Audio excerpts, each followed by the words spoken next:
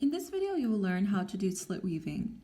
Now, for slit weaving, the first thing that you have to consider is looking at the warp yarns and the weft yarns. So depending on the angle, if you have a piece with angles or if it's kind of more organic shape, that's important to look at, but it's also important here to look at how many yarns are on the warp. So in this case here, my triangle that I've woven increases by increments of 3. So every row has 3, or every warp column or warp end has 3 weft rows. So 1, 2, 3, and as it progresses, oh, this one has 4. Okay, that's interesting. Well, I guess I'll have to go back. Okay, actually it doesn't matter. It's all right. I have an interesting triangle. It's very unique. Anyways, so as you can see, they're increasing in, well, most of them are increasing in increments of 3. This one 4, but that's good because then we can keep that in mind while we're weaving it. So we want to make sure that with the slit weaving that they match. The part that you're filling in matches with the side that you're adding to. So here I have 3. So of course I'm going to be using this turquoise blue to weave here. As you can see here, this yarn is of the same thickness and material, so I'm not going to have a problem with them matching in that case. So you want to be careful or be mindful that if you're using a yarn that's different, like if it's very thick or very thin, you want to make sure that you're at least weaving in the same thickness for each row. If you're looking to create something that's symmetrical, and it's up to you how you decide to weave it.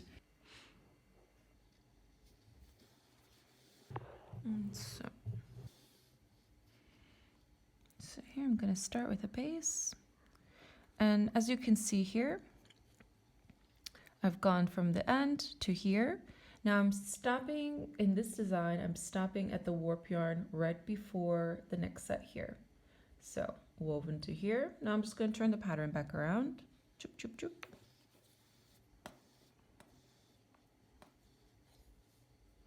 Now the important thing here is with slit weaving is that you have to be able to control this edge. It's going to be really important to control the edge.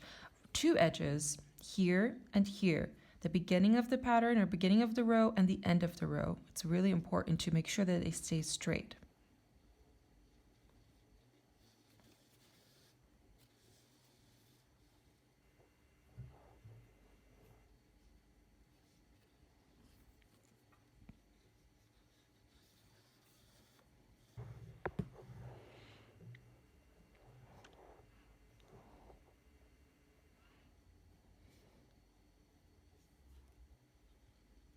And 3. So as I said before, in the triangle to the left, it has 3 rows of this cotton yarn. There are both this blue and this yellow are the same, come from the same place. So I don't have to worry so much about making sure that each row is even. But if you're using a yarn that's of a different thickness, then you want to just keep that in mind. So now I'm going to advance the pattern 1 warp yarn forward. So it's going to run in this one on this warp yarn. So here this one's done, 1, 2, 3, and then I'm just going to keep going. When I've reached now here this one is going to go under, so I have to go over this one. So to come back around, just going to send this one through. Now I want to go under this warp yarn and keep going.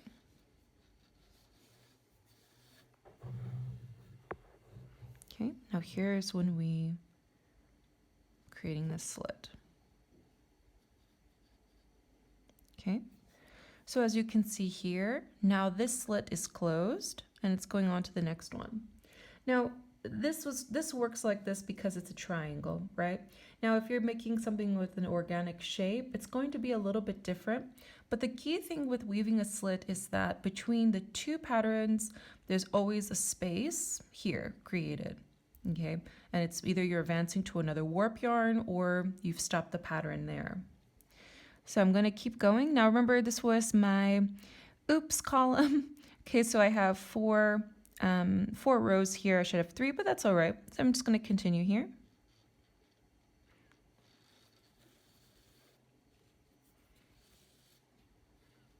And I'm just going to keep going.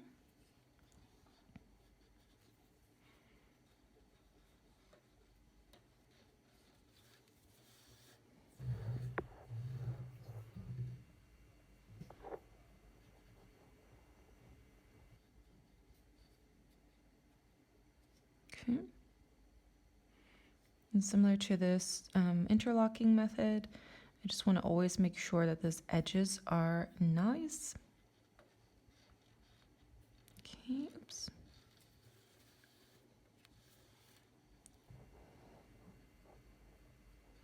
Now, if the piece that you're weaving has 2 rows or 3 rows or 1 row, you just want to always make sure that you're matching it.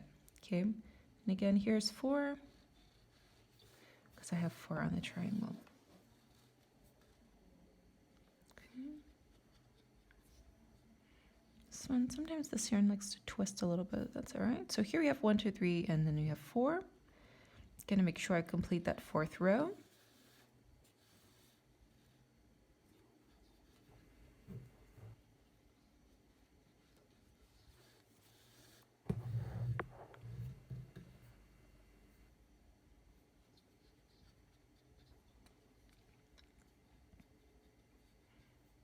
Okay, there it is. Now we have another slit woven here. And there it is, and here.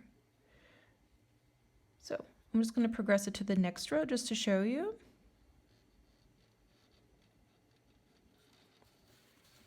And so in this case,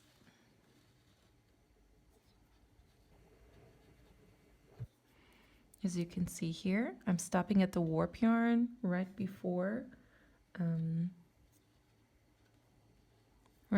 the next part here.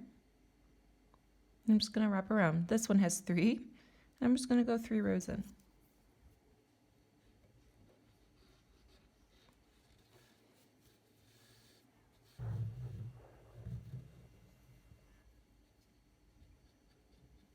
Okay, there it is. And then I'll continue weaving up 3 all the way until I get to the end here.